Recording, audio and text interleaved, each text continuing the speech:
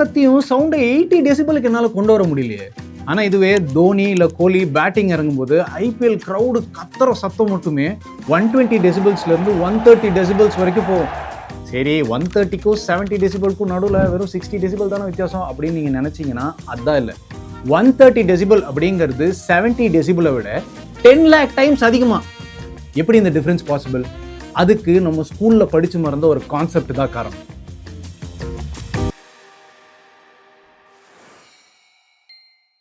சவுண்ட்னா என்ன?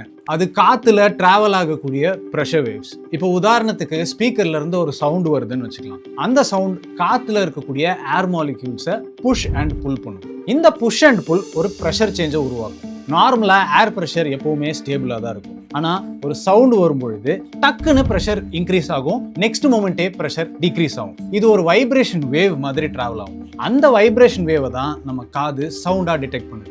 இந்த pressure சேஞ்சை measure பண்ணுறதுக்கு நம்ம யூஸ் பண்ணுற யூனிட் தான் பாஸ்கல். பேசிக்காக ஹியூமனோட காது அப்படிங்கிறது ரொம்பவே சென்சிட்டிவான ஒன்று.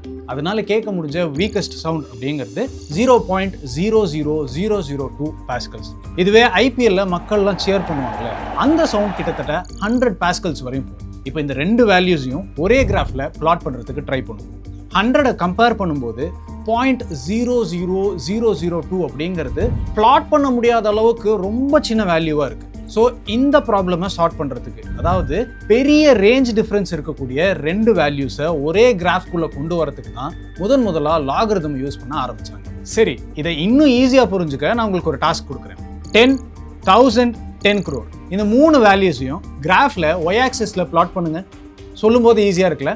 வாங்க பார்த்துடலாம். 10 நம்ம இங்கே பிளாட் பண்ணிடலாம். 1000 கூட கொஞ்சம் தூரம் ட்ராவல் பண்ணி இங்கே பிளாட் பண்ணிடலாம். ஆனால் 10 crore எங்கே பிளாட் பண்ணுறது? அதை பிளாட் பண்ணுறதுக்கே 1 கிலோமீட்டருக்கு நமக்கு பேப்பர் வேணும் போல. ஸோ இந்த மாதிரி ப்ராப்ளம்ஸை சால்வ் பண்ணுறதுக்கு தான் ஜான் நேப்பியர் லாகரிதம் அப்படிங்கிற கான்செப்டை இன்ட்ரடியூஸ் பண்ணுறாரு. லாகரிதம் அப்படின்னு அடிஷனுடைய ரிவர்ஸ் ஆப்ரேஷன் தான் சப்ராக்ஷன். அதே மாதிரி மல்டிப்ளிகேஷனோட ரிவர்ஸ் ஆப்ரேஷன் தான் division. 4 into 2 is equal to 8 and 8 divided by 2 is equal to 4.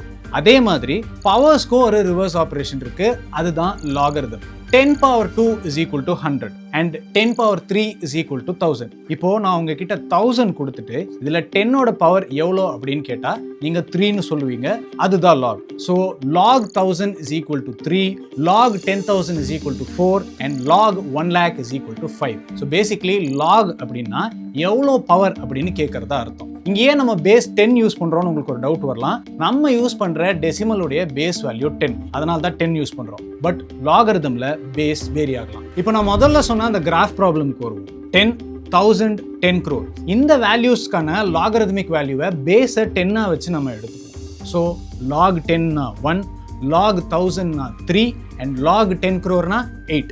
இங்க நீங்க ஒரு விஷயத்தை கவனிச்சிங்களா?